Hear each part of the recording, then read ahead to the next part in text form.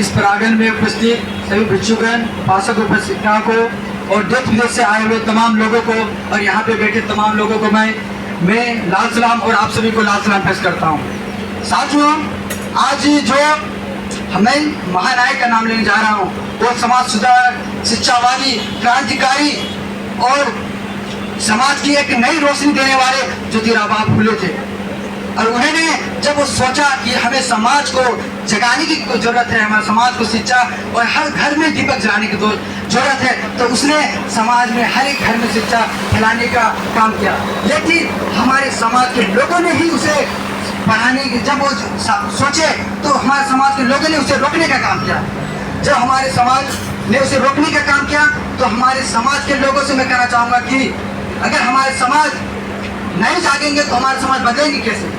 तो साथ ही मैं एक और बात बताना चाहता हूँ कि जब ज्योतिबा फुले ने सोचा कि हमें समाज बदलना है तो उसने सोचा कि हमें रोका जा रहा है, तो उसने सोचा कि सबसे पहले हमें अपनी पत्नी को शिक्षित बनाने की जरूरत है। तो उसने सत्यबाई फुले को अपनी शिक्षित बनाया, शिक्षित बनाकर उसे कहा कि आप घर घर जाकर पढ़ाने की काम करें। तो उसने जब जाया करती थी तो उसे हमारे समाज फिर उसे रोका करती थी कि आप लड़की हो गया, आप पढ़ाने जाइएगा, आपको तो रहने के घर में अधिकार है। लेकिन उसने नहीं, फिर उसने क्या किया, जब वो ज्योतिबा फुले ने स्कूल खोलने की सोचा तो हमारे समाज के लोगों ने उसे मनुवादी विचारधारा के लोगों ने उसे रोकने के लिए काम किया, उसको जगह राजस्थान कहीं नहीं दिया।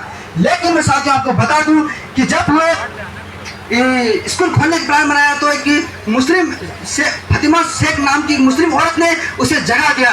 हमें गर्व होता है कि उन मुस्लिम औरत फतिमा शेख ने उसे जगह दिया और वो स्कूल खोले और तमाम बच्चे से लड़की लड़का पढ़ने के काम किया। और आज जो हमारे समाज में डीएम, कलेक्टर, एसडीएम और डॉक्टर, इंजीनियर बन रहा है, इसका देव कौन है? इसका पूरा क्रेडिट जो जाता है वो है हमारे ज्योतिराव फुले, सत्यबाई फुले की। साथियों, मैं और एक बात बता दूं कि आज जो वर्तमान स्थिति है, हमारे अम्बेडकर साहब ने कहा है शिक्षित बनो, संगठित रहो, संघर्ष करो। इसका मतलब यूं नहीं है कि आप शिक्षित हो गए, शिक्षित हमारा समाज है। मैं आपको बता दूं, शिक्षित का मतलब ये नहीं कि आप शिक्षित हो गए और अपने जॉब ले लिए अपने मस्त मगन में। यह शिक्षित का मतलब ये भी नहीं है कि आप जॉब ले लिए और अपने वाइफ के साथ अपने विदेश में रह रहे हैं। शिक्षित का मतलब ये भी नहीं कि आप जॉब होल्डर हो के, आप बिजनेसमैन हो के आप अपने समाज में रूल कर रहे हैं। शिक्षित का मतलब ये भी नहीं होता है कि आप शिक्षित का मतलब ये भी नहीं होता है अगर आपके ऊपर गांव में शोषण हो रहा है, आप आवाज नहीं उठा पा रहे। हमें समाज की मैं कहना चाहता हूं कि आपको अगर आप संगठित नहीं रहिएगा, हमारे भारत देश में हो रहे शोषण, अत्याचार, बलात्कार लड़कियों के ऊपर, उसके आप आवाज नहीं उठा सकते हैं। अगर आप आवाज इसलिए नहीं उठा सकते कि आप शिक्षित हैं, आप अकेले, आप अखंडित हैं, आपको मिलकर रहने की जरूरत है, आप नहीं मिलकर रहते।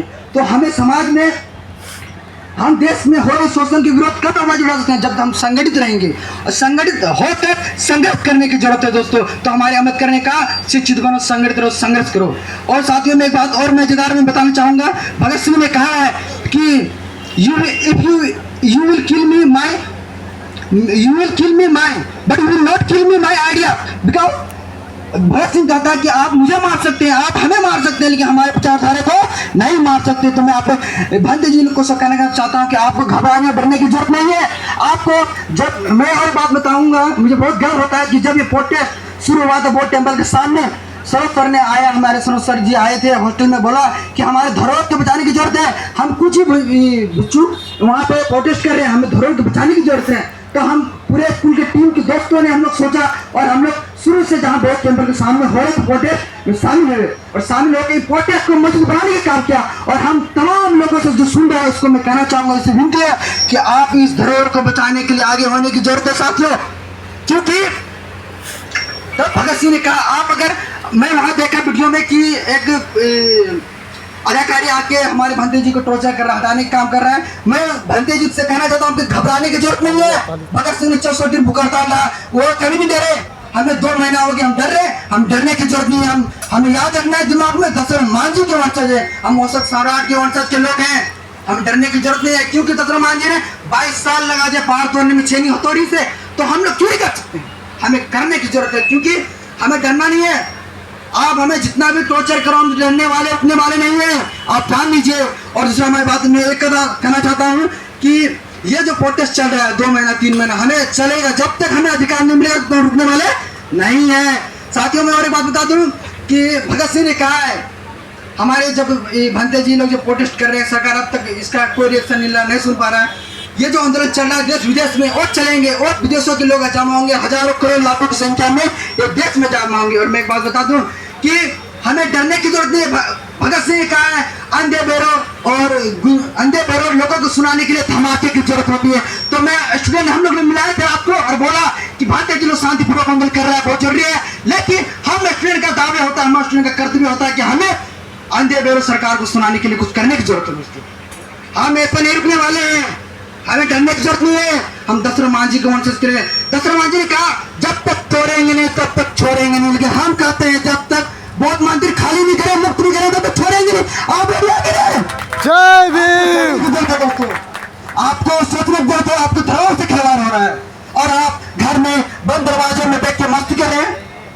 अगर सोचिए ज्योतिराव फुले सावित्रीबाई फुले के पढ़ाने के काम नहीं करता, आप ये कलम है कॉपी है सब गुड लाइक हम नहीं रहते, अम्बेडकर अगर शिक्षा जगाने के काम नहीं करता, अगर अम्बेडकर अगर भारत के संविधान नहीं लिखता तो आप अगर आप अम्बेडकर संविधान नहीं लिखता तो आप क्या, आपका अगर घर में जो लड़ाई झगड़ा होता है, भाई मार देता है, मर्डर होता है, तो आप कहाँ जाते हैं? थाना जाते हैं कि मंदिर जाते हैं? बताइए। आप मंदिर में थाना जाते हैं, तो थाना जाते हैं तो भाई उसको भी जय कीजिए जो आपको अधिकार दिया गया है, उन संविधान को भी जय कीजिए, अम्बेडकर को भी जय बोलिए। लेकिन आप दूसरा क्या बोलते हैं?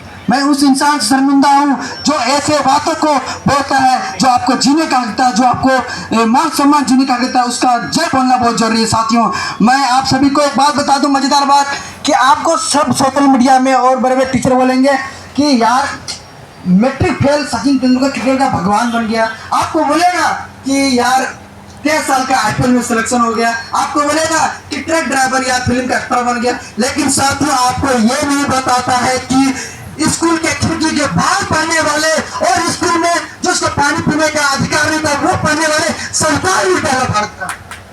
ये सोचने समझने की जरूरत है दोस्तों कि आपको ये बताएगा नहीं कि आपको ये नहीं बताएगा कि 23 साल में भगत सिंह ने फांसी में लग गया। आपको ये नहीं बताएगा कि 15 साल में खुदीराम बोस ने देश के लिए लड़ा। आपको ये नहीं बताएगा ज्योतिराव फुले ने कितने कठिन से हम लोग के समाज के लिए किया। हमें इसलिए हम शर्मिंदा है उन व्यक्तियों से जो हमें हिस्टोरी जो पढ़ा रहा है वो गलत हिस्ट्री पढ़ा रहा है। और दूसरा बात, और एक बात मैं अंतिम बात कहना चाहता हूँ कि सभी दोस्तों से बोलना चाहता हूँ, बच्चों से, पढ़ो समाज, लड़ो पढ़ने को और पढ़ो समाज बदलने को। तो साथियों, मैं इन तमाम बातों से मेरा बात को मैं विराम देता हूँ। जय हिंद, जय भारत, जय संविधान, जय भीम। साधु।